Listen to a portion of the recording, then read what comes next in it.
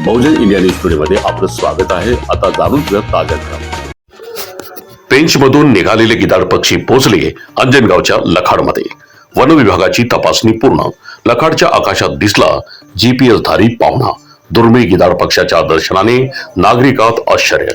नमस्कार, बहुजन India news स्टुडिओमध्ये आपलं स्वागत आहे। जाणून घेऊयात आता ताज्या घडामोडी आमच्या अमरावती जिल्ह्याच्या विशेष प्रतिनिधी यांच्याकडून।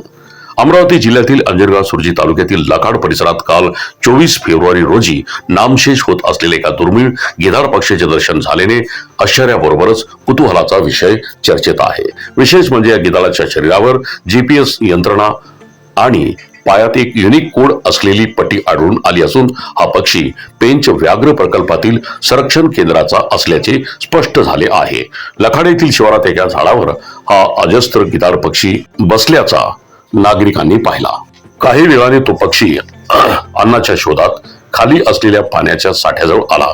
परिसरात गिधाड दिसल्याची बातमी वाऱ्यासारखी पसरली आणि नागरिकांनी बघ्याची मोठी गर्दी जमा झाली। गिधाडाच्या शरीरावरील यंत्रणा पाहून नागरिकांनी तातडीने वन विभागाला ही माहिती दिली।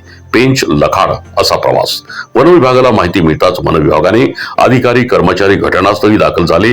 प्राथमिक तपासात असे निष्पन्न झाले की हा पक्षी पेंच वन्यजीव प्रकल्पातील गिधाड संवर्धन केंद्रातून सोडण्यात आला होता। जीपीएस ट्रॅकरमुळे पेंच येथील अधिकाऱ्यांना त्याच्या हालचालीची अगोदरच माहिती होती। अधिकाऱ्यांनी दिलेल्या माहितीनुसार या गिधाडाने पेंच येथून प्रवास सुरू केला। नंतर नरखेड ते अकोला मार्गे तो अकोट परिसरात पोहोचला। मात्र परिसरात अन्नाची कमतरता भासल्याने भुकेमुळे तो लखाड येथील एका झाडावर स्थिरावला होता। आरोग्य तपासणीत गिधाड फिट घटनेची माहिती मिळताच अमरावती जिल्ह्यातील परतवाडा येथील वन्यजीव प्राणी दवाखान्याचे डॉक्टर चंद्रकांत धंदर यांनी तातडीने घटनास्थळी पोहोचून गिधाडाची सखोल तपासणी केली। तपासणी अंती हा पक्षी पूर्णपणे स्वस्थ असल्याचे त्यांनी यावेळी घोषित केले। केवळ अन्नाच्या शोधात भटकती झाल्याने त्याला थकवा जाणवत होता। घटनास्थळी वन विभागाचा ताफा। वन परिक्षेत्र अधिकारी दिनेश वाळके यांच्या मार्गदर्शनाखाली लखाड गाठले।